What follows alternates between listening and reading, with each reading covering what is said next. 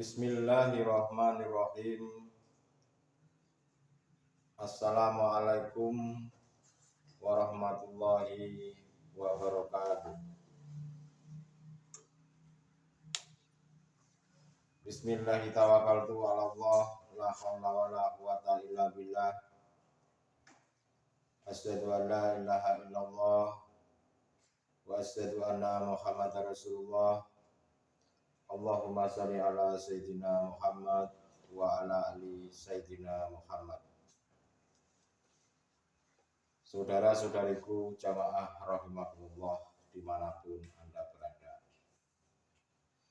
Pada kesempatan kali ini seperti biasanya kami akan menyampaikan sebuah ilmu pengetahuan tentang mengesahkan Tuhan, tentang bimbingan rohani. Semoga apa yang akan kami sampaikan menjadikan sebuah ilmu yang betul-betul bermanfaat. Untuk itu, marilah kita selalu berucap syukur kepada Allah Subhanahu wa Ta'ala. Petunjuknya Allah Subhanahu wa Ta'ala. Itu pada hari ini tema yang kami angkat. Sudah banyak petunjuk atau sebuah hidayah yang diberikan oleh Allah Subhanahu wa Ta'ala, yang diberikan terhadap seluruh hamba-hambanya, baik secara tertulis ataupun yang tidak tertulis, baik yang tertulis di dalam Al-Quranul Karim ataupun yang tercipta, yaitu segenap alam yang terjadi, dan semuanya itu semata-mata merupakan sebuah petunjuk agar hati kita ini bisa kembali kepada Allah. Apakah hal itu dijadikan sebagai petunjuk atau malah justru sebaliknya? Apakah hati ini digunakan untuk bertakwa atau justru malah dijadikan kefasikan terhadap Allah?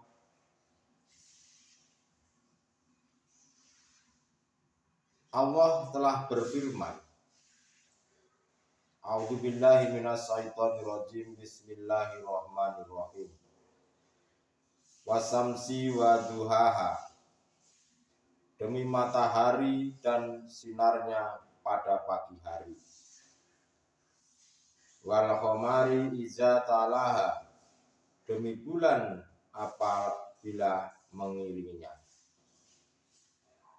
Wan nahari iza jalaha, wal laili iza yaksaha, demi siang apabila menampakkannya, demi malam apabila menutupinya gelap gulita.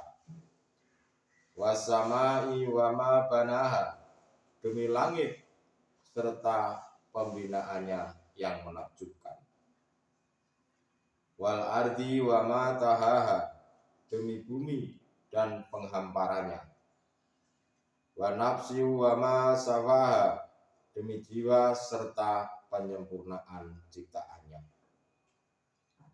Wa alhamaha fujuraha wa taqwaha, maka dia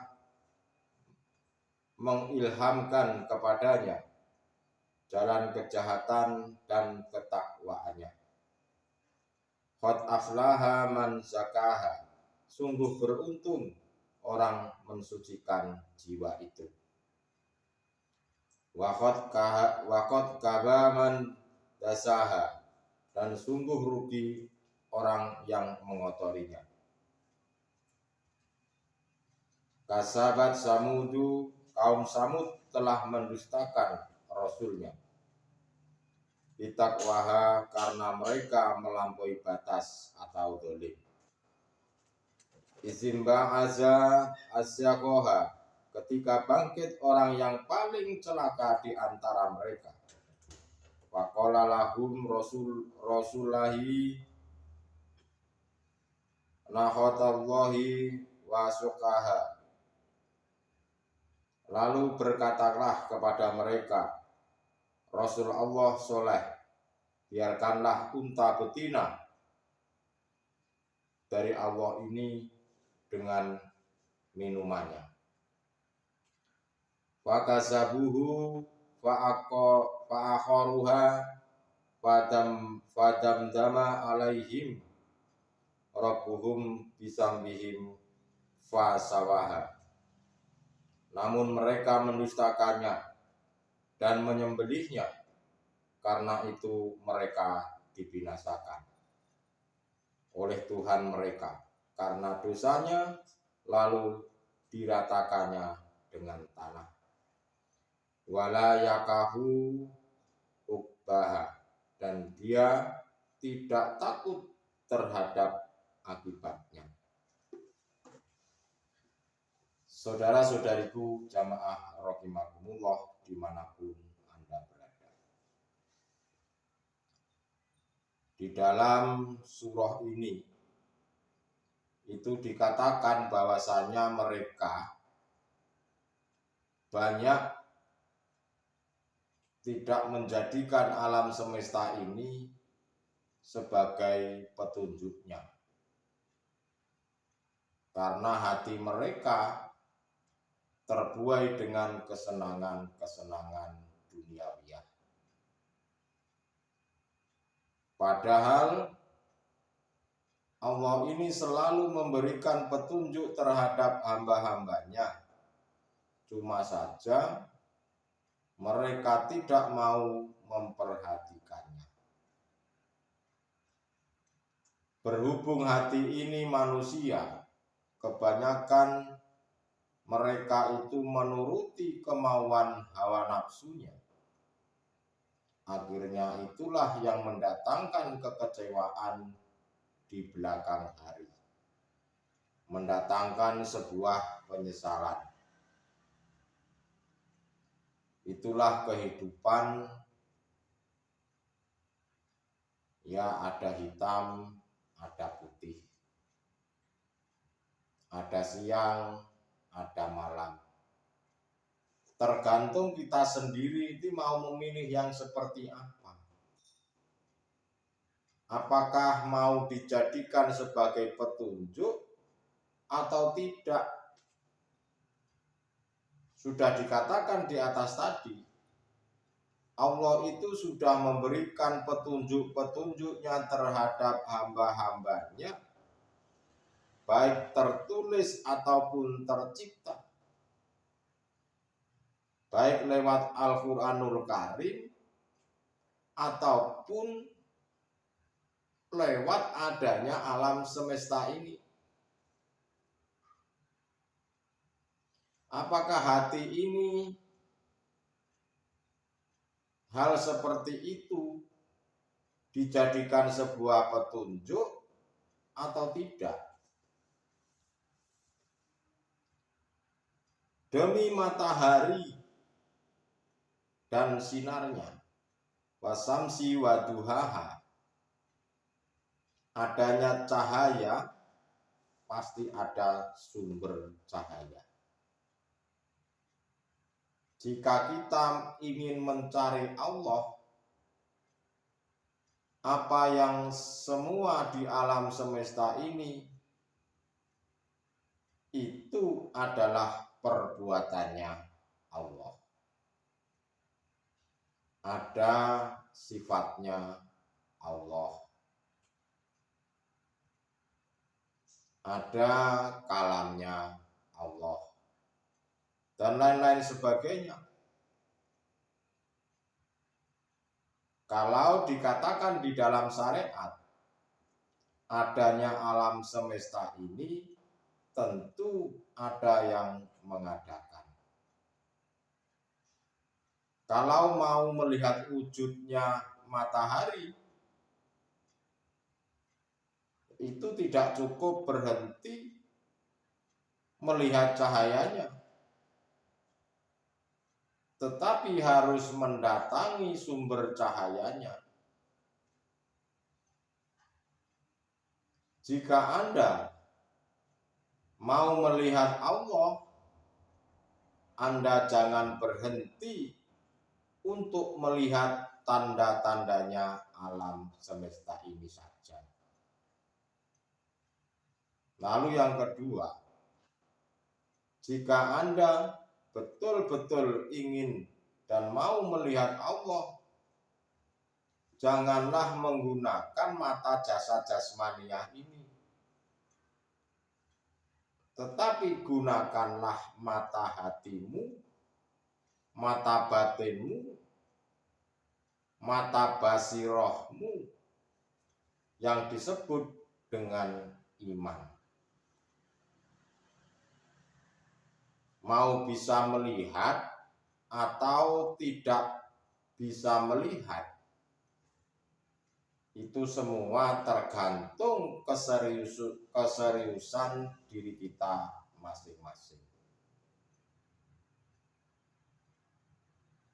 Mau beriman katanya orang, atau mau beriman dengan membuktikan sendiri, itu terserah. Yang terpenting adalah kita menyampaikan ini semata-mata karena lillahi ta'ala. Dan yang terpenting, Allah sudah selalu memberikan petunjuknya. Karena yang bisa melihat dan yang tidak bisa melihat,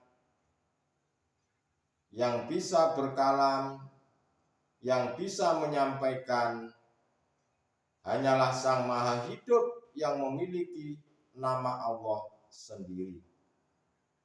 Yang dimaksud adalah zatnya sendiri. Jika panjenengan mau belajar kerohanian, jangan gunakan akal jasad jasmaniah ini, tetapi gunakanlah kesadaran mata hatimu untuk menerimanya.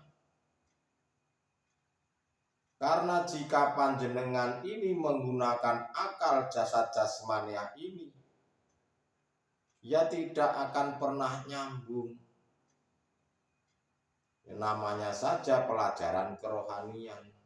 Berarti yang dibahas tentang ruh, tentang jiwa, tentang hati, bukan jasad jasmani.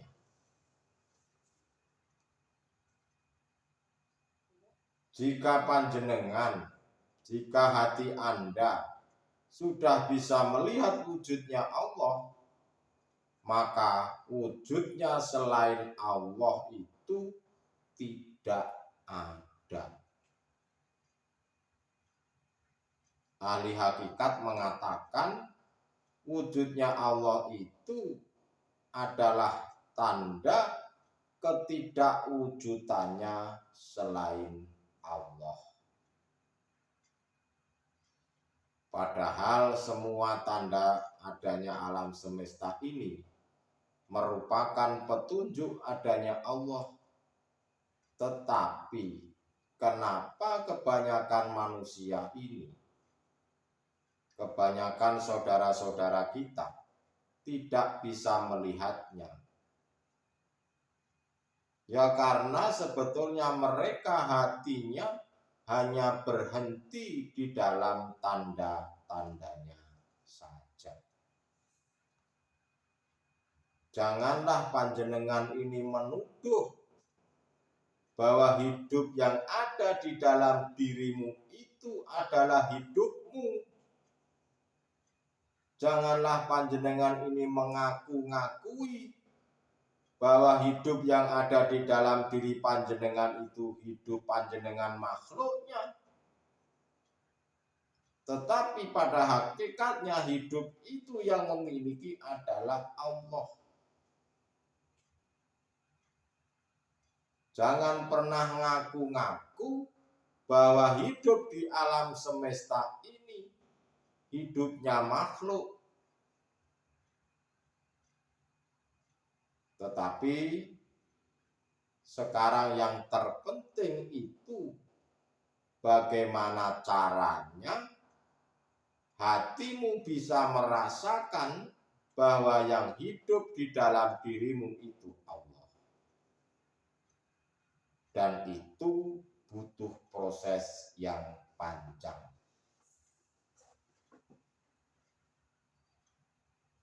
Harus tahu ilmunya. Harus paham ilmunya, baru melakukannya. Nah, di situ nanti akan bisa melihat dan bertemu Allah. Tapi kalau tiba-tiba yang panjenengan belum tahu ilmu dan belum paham ilmunya, lalu mengatakan hambanya ini mengaku Allah, itu sama saja dengan Fir'aun. Karena hal ini sebetulnya tergantung duduknya hati. Apakah hati panjenengan di mukadoroh atau sudah bertajali pada Allah. Tetapi jika hati panjenengan sudah didatangkan cahayanya Allah, yang dulunya Allah masih gaib, jadilah Allah itu sangat jelas dan sangat nyata, Hakul Mubin. Jika Allah ini sudah memberikan petunjuk-petunjuknya lewat warid, yang di dalam syariat lewat malaikat-malaikatnya, tidak ada yang tidak mungkin, pasti Allah akan selalu memberikan jalannya. Karena hidup itulah yang memiliki nama Allah. Karena Allah itu ada di mana-mana dan Allah itu tidak kemana-mana. Karena Allah itu tidak terdinding dari segala apapun, tidak terbatas oleh waktu.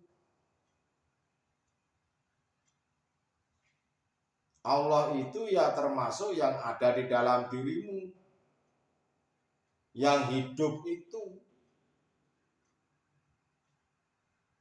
Karena Allah itu lebih dekat daripada urat leher, urat nadi kita sendiri.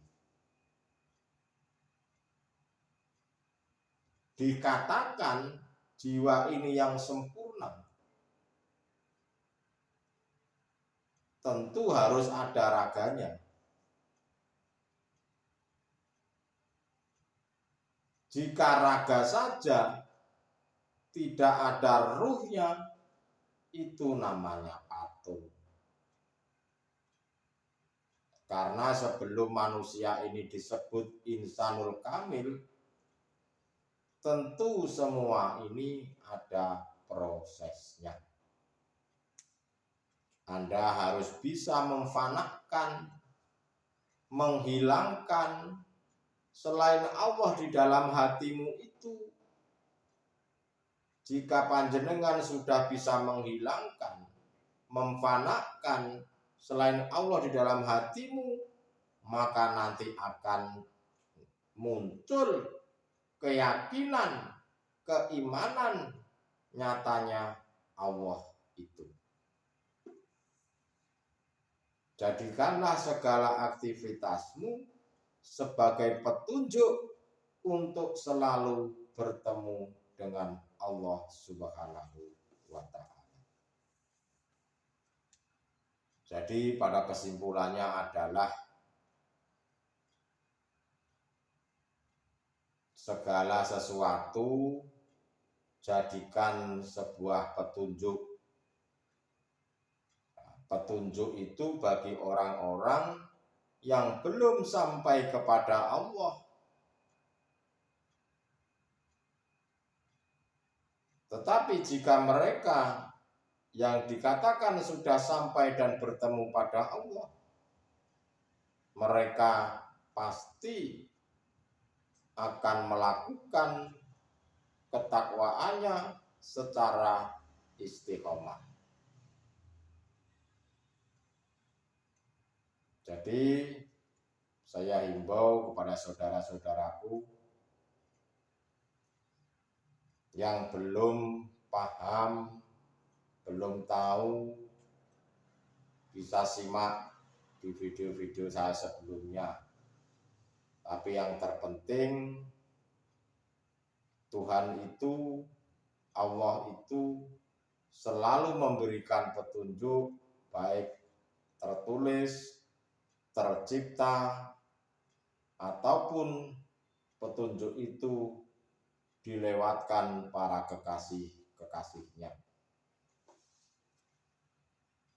Jadikanlah segala aktivitasmu, kondisimu, keadaanmu, segala kehidupanmu sebagai petunjuk dari Allah Subhanahu wa Ta'ala.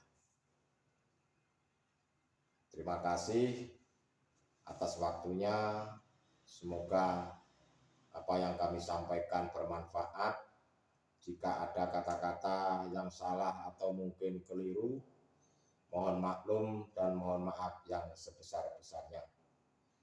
Akhirul kalam, ihdinas shiratal mustaqim, usikum wa nafsi bi taqwallah. Wassalamualaikum warahmatullahi wabarakatuh.